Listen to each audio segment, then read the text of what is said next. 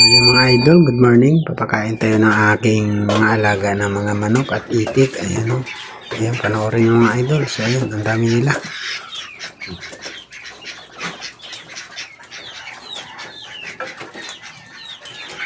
So ang dami yung pagkain nila mga idol. Isang kardero. So ayan. Yung mga idol ng aking alaga ng mga itik. Yan ang unang kong pakainin. So ayan. Mga kakanin mga ka-idol. Ayan yung papakain ko. Yung mga kanin na mga sobra. Yan, yung mga dala ko galing sa trabaho, galing yan sa kantin mga idol, hinihingi ko doon para pagdating ko dito may papakain ako sa kanila. Yun, mga idol, ang dami nila mga idol.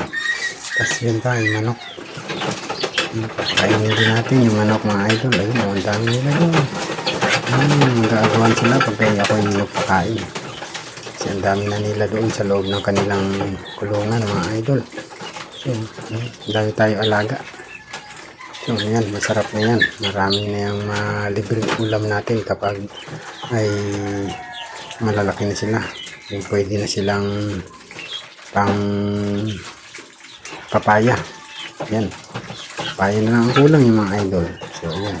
Malalaki na rin sila mga idol. Oh. Yan. Yung aking itik. Oh. Masarap ng kain nila. So, yung mga aking alaga ng mga manok sa gilid, oh.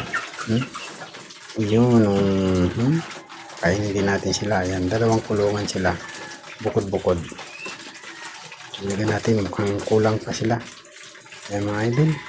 Yung ating gawa kapag tayo rest day.